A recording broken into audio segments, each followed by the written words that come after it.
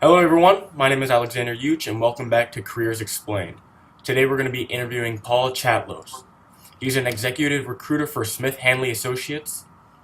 Paul holds a bachelor degree in psychology from James Madison University and he has been a recruiter for 11 years. Paul, how are you doing today? I'm doing well. How about yourself? I'm great. So, I understand that you're a recruiter and I'm very interested to learn what you do. So, let's just get started. So, Okay, great. when you were in high school, did you know that you wanted to major in psychology, or did you know what you wanted to do? To be honest, I didn't. I think at the time when I was in high school, there was a lack of research opportunities, support, information about what careers were out there, what you could possibly do in the future. So I really didn't have much direction. I wish there were more resources like this. I think this is an awesome thing you're doing for Yeah, students. A really cool project. thank you. Watching things like this, I think, are awesome for high school students. Wish more of these resources were available when I was in high school. Yeah, yeah. So, when you did go to college, how did you know that you wanted to major in psychology? I knew I liked the subject matter. However, I didn't think I really wanted to go in any sort of clinical or therapeutic area when it Okay. comes to psychology. There are some things you can use it for in business, like organizational psychology. That was an area I thought could be of interest to me. Consulting to firms, helping employee motivation, get the most work out of your employees, things like that you could do from a Yeah. psychology perspective. So that was of an interest to me. Yeah. But I didn't end up going into that either. Okay. Yeah, that's interesting because I'm in a psychology class right now, actually. And then when I think of psychology, I kind of do you know the show Criminal Minds? I haven't seen it, but I've heard of it. Yeah, so I kind of think of that. But that's interesting that there's kind of like a business aspect to that. So There that, is. It's called, yeah, yeah, organizational or industrial psychology. yeah. Many businesses use it. It's kind of an HR Okay, type function, I would say. okay. So really quick, can you just kind of give a quick overview of what a recruiter does? So basically, I help companies find very difficult to find employees. Okay, They have a search that they're conducting, they're not receiving the correct candidates. They turn to an organization and someone like myself in order to identify those skill sets and those people and also generate some interest level in their positions as well. So they're typically roles that are in demand, but there's a shortage of supply of candidates, and okay, they'll turn to me to help them find them. okay. Awesome. And I specifically work in the data science and advanced analytics space, so it's a highly niche, very specialized area. It's mainly people that use mathematics and statistics to make more informed business decisions. Okay, And I do a lot of it from a marketing perspective, but I also work in supply chain and operations and some other areas that you can use data science and advanced analytics. awesome. So how can you describe like a typical day at your job? So I spend a lot of time on the phone. I would say I make about 80 calls a day, spend about Really? 4 hours a day on the phone, Oh wow. both prospecting candidates as well as organizations that will partner with me on the searches. So as a recruiter, I really don't start with any particular product. I'm either looking for the person to fill the job or looking for the job to find for some candidates as well. So I Okay, can kind of go both sides. So I'm either prospecting for new business, new organizations that might be looking to use my services, and also looking for candidates to fill the roles that I already have. Most of it is cold calling. However, I have a very large network, and since we're in such a specialized area, I only talk to people that work in the data science and advanced analytics space. So that's okay, why companies will utilize me and find me as a resource and a value add to partnering with them on a particular search. okay. Awesome. So kind of what would you say is the most challenging for your job? I think you're dealing with the human factor, which is always a challenge. Okay. They're going to make their own decisions. So, as a recruiter, I could do everything right, find a great job for a great candidate, and maybe at the very end, they decide to go with a different job. Okay. So, there's not much I can control there. Yeah. I think it relates to rejection or hearing no. Yeah. You're going to hear it. You have to get used to it. But the more things that you have going on, the more people that you have interviewing, the more offers that you get, the less those no's really matter. Yeah. There's always going to be a no, but I'm looking for the yeses. So I think that can be frustrating at times. It takes a bit of a thick skin. Right. You're going to hear no, you're going to hear rejection, but you just have to overcome that. Yeah, and then kind of what, along with the salesperson, she said exactly that. It's like a grind. Sure. Yeah. So, I'm assuming that you look at a lot of resumes. What would you say is needed to be on a ideal resume? Yeah, I think obviously you have your contact information at the top. Education has to be on there. 2 schools of thought, sometimes either top of the page, bottom of the page. Then you're going to get into your career experience, any technical skills that you may have that might apply for certain roles. Also, I always tell people, rather than list duties and responsibilities of the job, like what a recruiter does, you list your achievements. So any successes that you have in the space. A company wants to know, for the salesperson that you just mentioned, she generates XYZ revenue for her company, she's won President's Club, whatever it might be that shows that she's successful in her current role, because then you're convincing the organization that if I come work for you, I can also do that for you as well. Right. Okay. Yeah, so just show how you would fit the job other than, other stuff. Yeah. Well, yeah, I think, it's important, duties and responsibilities.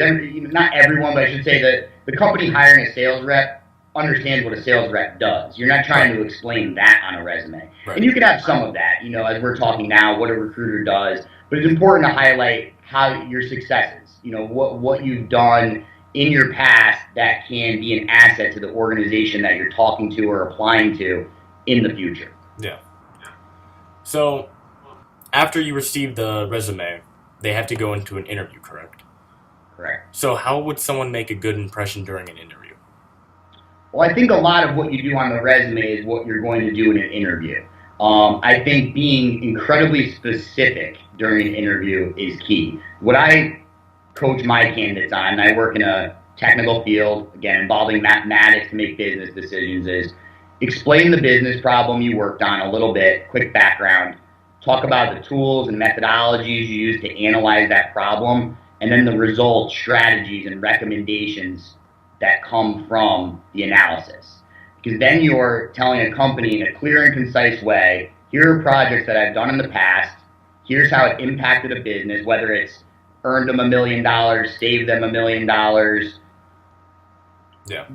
That is how you impact a business, and then they can look at you and say, wow, if he's done that before, he can come into our company and do that as well. Yeah. So I think, that's also getting into the achievements aspect that I mentioned earlier.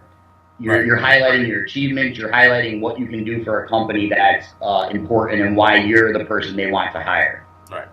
Nice. Now, on the contrary, what are some things that you don't want to do during an interview? I think you never want to speak negatively about a current employer.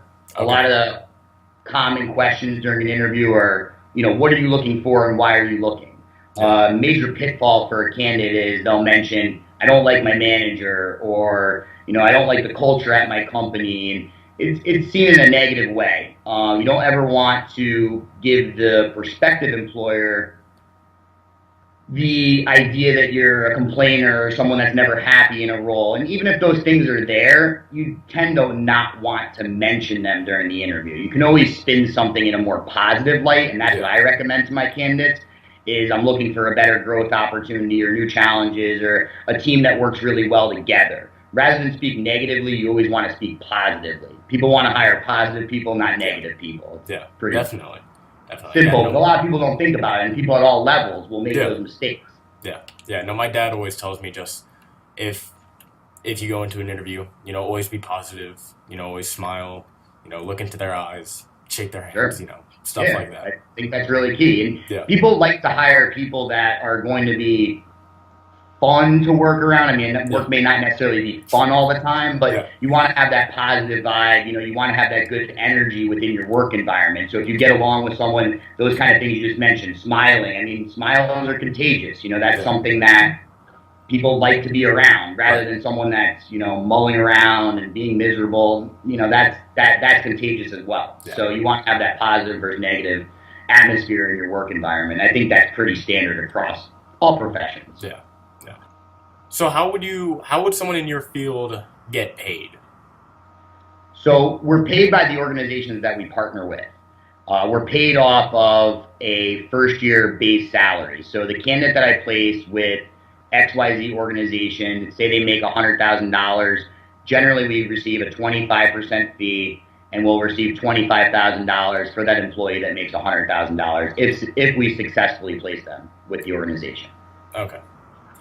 Well, and candidates are free of charge. We don't charge any fees to any candidates in helping them find a new position. Okay. Awesome. So finally, do you have any advice or tips for someone in high school or someone who don't really know what they want to do and possibly they want to do they want to follow in your footsteps?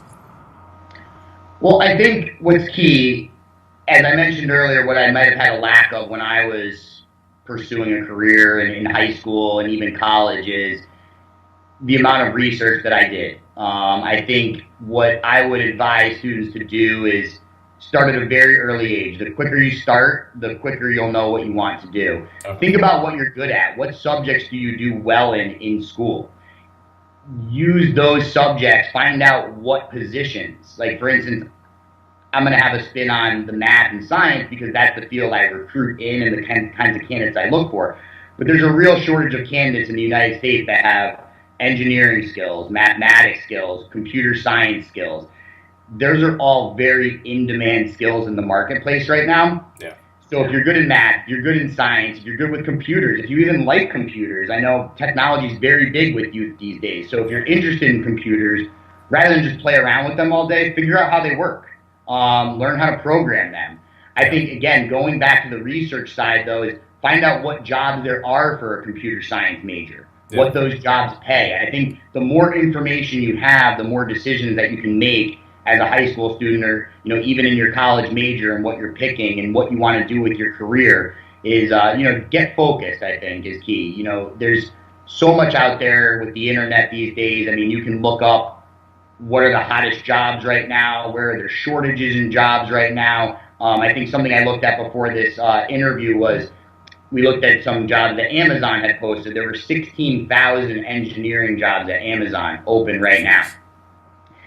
To the contrary, there were about 1,000 marketing roles, okay. Much more general field. So the more specialized you get, the more money you can potentially earn. Yeah.